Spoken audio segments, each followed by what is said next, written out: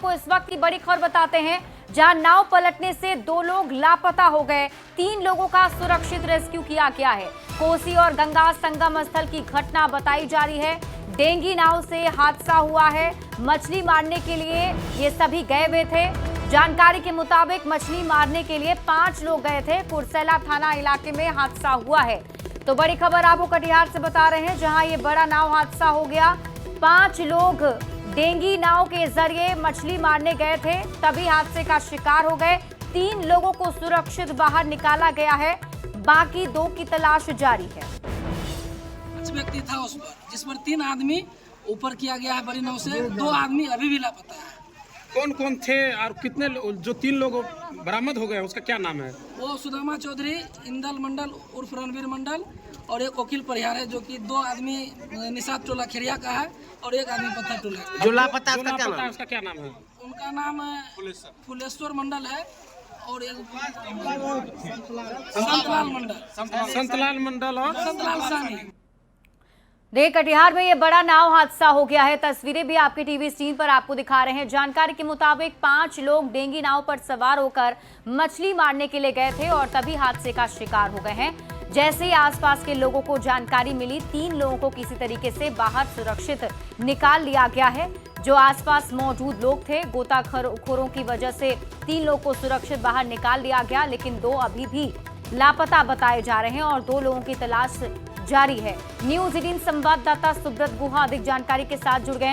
सुब्रत, क्या अपडेट? 2 और लोगों के बारे में कोई जानकारी मिल पाई अब तक?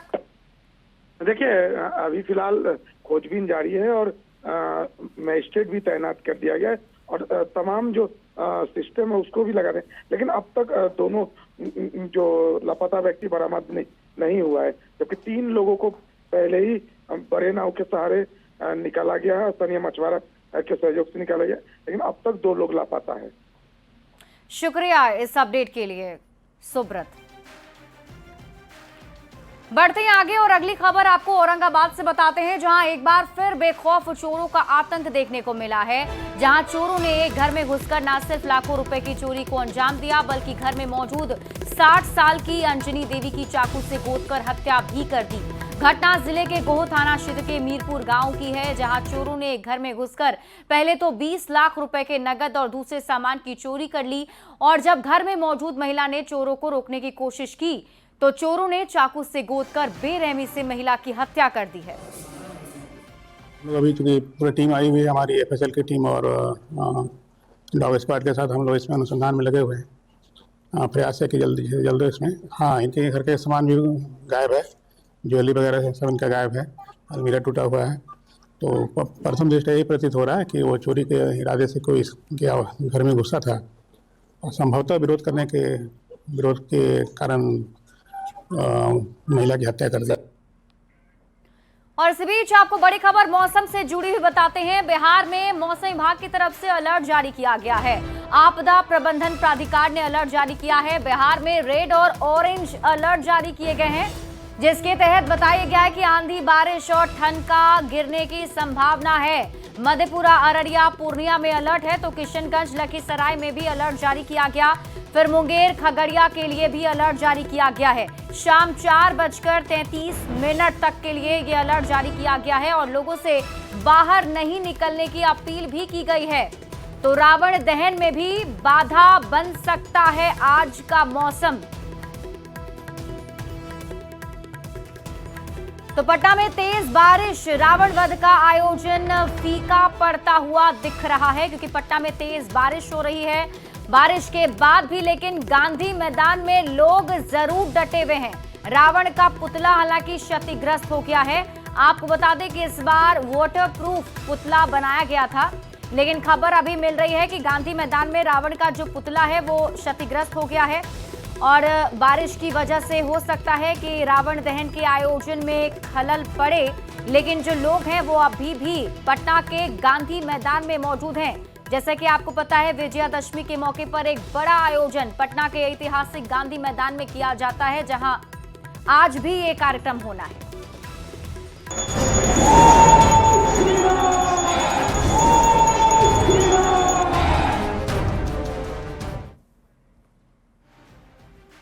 तो 9 9 दिनों की तक मां की पूजा करने के बाद आज मां की विदाई है और मां की विदाई से पहले बंगाली पूजा पंडालों में सिंदूर खेला का रस्म किया गया है। बंगाली समुदाय की महिलाओं ने सिंदूर खेला कर मां की विदाई की और इस दौरान महिलाओं ने कहा कि मां की विदाई का पल बहुत भावुक होता है। मां हर साल आशीर्वाद देने आती है। ये तस्वीरें आपके टीवी स्क्रीन पर आपको दिखा रहे हैं, जिसमें देखिए हाथों में थाल लिए हुए और इन थाली में फूल और सिंदूर, और यही सिंदूर एक दूसरे के गालों पर लगाकर गुलाल की तरह इसका इस्तेमाल करके आज सिंदूर खेला मनाया जा रहा है और मां को विदाई दी जा रही है। बंगाली समुदाय की तरफ से ये आयोजन किया जाता रहा है और आपको बता दें कि ऐसी मान्यता है कि मां 9 दिनों तक के लिए अपने मायके आती हैं और आज उनकी विदाई है। कटिहार में भी विजयादशमी के अवसर पर सिंदूर खेला की तस्वीर देखने को मिली है। कटिहार ग्रीन सोप पारा दुर्गा पूजा कमेटी के पूजा स्थल की महिलाओं से बातचीत की है न्यूज़ 18 संवाददाता सुब्रत गुहा ने। सिंदूर खेला विदाई बेला के साथ माँ दुर्गा को विदाई दिया जा रहा है और यहाँ बंगाली परंपरा की तरफ से सिंदूर खेला का खास आयोजन है। जरा बात कर लेते हैं, क्या आयोजन है, क्या है इसके पीछे? यहाँ पे हम लोग सब एक साथ इकट्ठा हुए हैं और सब बहुत हर्षोल्लास से माँ को विदा कर रहे हैं।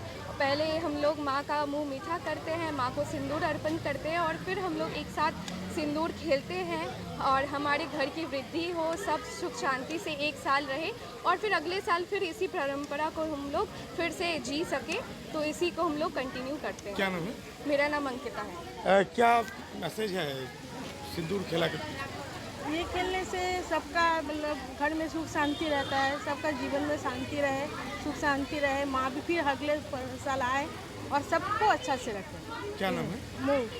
तो देखिए यहाँ बंगाली परंपरा के तहत सिंदूर खेला का आयोजन होता है। माँ का विदाई बेला है और एक बार फिर आपको तस्वीर दिखा रहे हैं। स्वागन महिलाएं हैं और बच्चे हैं जो माँ को इस तरह से अनोखे अंदाज में विदाई देते हैं। निश्चित तौर पर जगत जननी माँ सबका भला करे, इसी मनोकामना के साथ लोग माँ की विदाई दे रहे हैं। सुब्रत, न्यूज़ 18 कटिहार। आज विजयादशमी के मौके पर माता की विदाई हो रही है और पिछले 9 दिनों तक माता की आराधना के बाद आज लोग आंखों में आंसू लिए माता को विदा कर रहे हैं। विदाई में पहुंची बड़े संख्या में महिलाओं ने कहा कि 9 दिनों तक माता की सेवा का सौभाग्य मिला, अब माता की विदाई का मौका है, अगले साल फिर घर आएं और आशीर्वाद दें।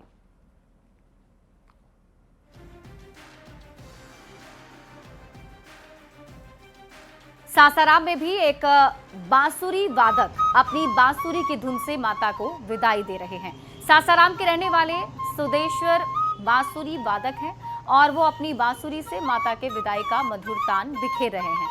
सुदेश्वर हर पर्व त्योहार पर अपनी बांसुरी से किसी भी माहौल को खुशनुमा बना देते हैं। आज जब माता की विदाई है तो अपने बांसुरी से मधुर तान निकालकर माता को विदाई दे रहे हैं। ये निमिया की दाढ़ी में लावेली झुलवा हो झूली झूली ना। कौन सी से बजाए हैं? मुरली से सर। हाँ, कब से बजाते हैं मुरली? बहुत दिन से शौक था हमको बजाने का, सीख गए हैं, सब बजा रहे हैं। हाँ, कहाँ सीखे हैं? अपने आप सीखे हैं सर, कोई क्लास व्लास नहीं की। और दशहरा में माता जी का बजा रहे हैं? जी बजाइए तो फिर एक बार माता जी का धुन।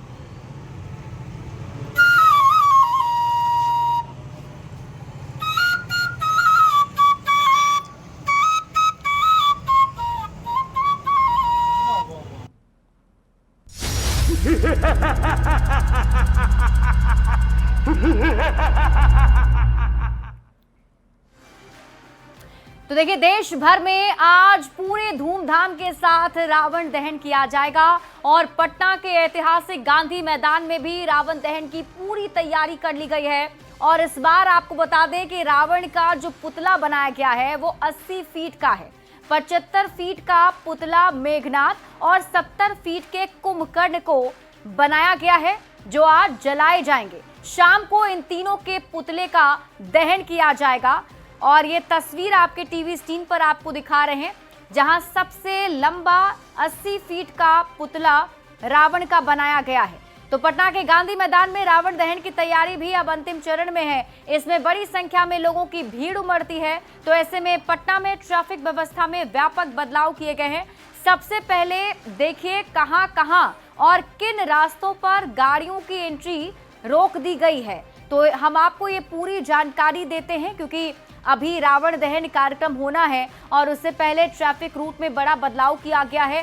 तो जो लोग हैं वो अगर घर से बाहर निकल रहे हैं तो उनको कोई दिक्कत ना हो। अगर आप घर से बाहर निकलते हैं तो पूरी जानकारी आपके पास होनी चाहिए कि कौन सी रोड जो है वो बंद की गई है। अब जरा नो पार्किंग और पार्किंग की जगहों को भी जान लीजिए। जेपी गोलंबर से डाक बंगला चौराहा तक नो पार्किंग है। डाक बंगला से फिर पटना जंक्शन तक भी नो पार्किंग है। राम गुलाम चौक से लेकर एग्जीबिशन रोड में भी नो पार्किंग की व्यवस्था है। डीएम आवास चिल्ड्रन पार्क से पुलिस लाइन तक नो पार्किंग, मतलब आप इधर पार्क नहीं कर सकते अपनी गाड़ी को। एन सिन्हा इंस्टीट्यूट परिसर, ज्ञान भवन, एसबीआई परिसर, जेपी गंगा पथ का एक फ्लैंक, मौर्या लोक और इसके साथ ही वीरचंद पटेल पथ की सर्विस लेन, हार्डिंग रोड से आर ब्लॉक चौराहा तक सड़क का एक किनारा जो है इसमें पार्किंग के लिए किया गया है। और इसी बीच आपको पटना से एक और बड़ी खबर बता देते हैं। बड़ी खबर मिल रही है, रावण वध का आयोजन देखिए फीका पड़ सकता है क्योंकि रावण का जो पुतला है वो क्षतिग्रस्त हो गया है बारिश के बाद गांधी मैदान में, लेकिन लोग अभी भी डटे हुए हैं और यही जानकारी मिल रही है कि अभी बारिश की वजह से रावण का पुतला क्षतिग्रस्त हो गया है। तस्वीर आपकी टीवी स्क्रीन पर आपको दिखा रहे हैं। ये तस्वीर देखिए 80 फीट का रावण यहाँ बनाया गया था और पूरी तैयारी पहले से की गई थी क्योंकि मौसम विभाग ने अलर्ट जारी किया था और ऐसी संभावना थी कि विजयादशमी के दिन बारिश हो सकती है। उसी हिसाब से पुतला यहाँ बनाया गया था, लेकिन फिर भी बारिश की मार ये पुतला नहीं झेल पाया। और देखिए ये जो तस्वीर आप देख रहे हैं उसमें रावण का जो सिर है वो क्षतिग्रस्त हो गया है। हालांकि लोग हैं जो विजयादशमी के मौके पर रावण दहन कार्यक्रम देखने गांधी मैदान पहुंचते हैं, वो पहुंच भी रहे हैं और कई लोग हैं जो आपको नजर आ रहे होंगे वहीं पर डटे हुए भी हैं क्योंकि लोगों के लिए भी उत्साह का वक्त होता है। बढ़ते आगे, नवादा में मां की विधिवत आरती के बाद महिलाओं ने सिंदूर खेला किया और बंगाली समाज की महिलाओं ने सिंदूर अपनी मांग में भरा और एक दूसरे के गालों में लगाया, एक दूसरे को आशीर्वाद भी दिया। विसर्जन से पहले पंडालों में सिंदूर खेला के दौरान पूरा माहौल सिंदूरमयी हो गया। मान्यता है कि ऐसा करने से पति की उम्र लंबी होती है। वहीं माता को मिठाई खिलाने के बाद नम आंखों से उनको विदाई दी गई। शहर में केवल रेलवे कॉलोनी में बंगाली रीति रिवाज के साथ पूजा अर्चना की जाती है। दूर दूर से लोग बंगाली रीति रिवाज की पूजा देखने पहुंचते हैं। मां की विदाई के वक्त महिलाएं काफी भावुक हो गई। नम आंखों से सभी ने मां को विदाई दी है। और ये तस्वीर आपके टीवी स्क्रीन पर आपको दिखा रहे हैं जहां देखिए बंगाली रीति रिवाज से यहां पर पूजा अर्चना होती है नवादा के इस पंडाल में। और आज जब मां के विदाई का वक्त है तो नम आंखों से लोग इन्हें विदाई तो दे ही रहे हैं, साथ ही साथ सिंदूर खेला यहाँ पर बंगाली महिलाओं ने खेला है और एक दूसरे को सिंदूर लगाकर आशीर्वाद भी दिया है। ऐसी मान्यता है कि सिंदूर खेला करने से मां का आशीर्वाद मिलता है। जो सुहागिन महिलाएं हैं उनके सुहाग की रक्षा होती है। और आप देखिए किस तरीके से यहाँ पर जो महिलाएं हैं वो एक दूसरे को सिंदूर लगाती हुई नजर आ रही हैं और एक दूसरे के गालों पर भी सिंदूर आज लगाई जाती है और ये सिंदूर खेला किया जाता है। माता को विदाई देने के साथ ये सिंदूर खेला का आयोजन किया गया है। हम लोग यहाँ पे बंगाली विधि से पूजा करते हैं। तो बंगाल में जो सिंदूर खेला होता है वैसे ही यहाँ पे हम लोग भी रेलवे कॉलोनी नवादा में हम लोग यहाँ पे सिंदूर खेला करते हैं।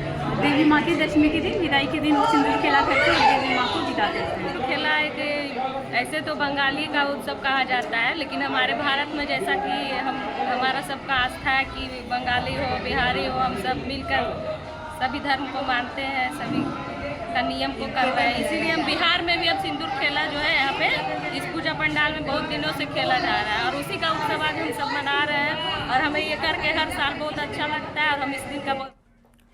इधर गया जी में भी रावण दहन की तैयारी की गई है और यहाँ देखिए ऐतिहासिक गांधी मैदान में 60 फीट का रावण, 55 फीट का मेघनाद और 50 फीट का कुंभकर्ण का पुतला बनाया गया है।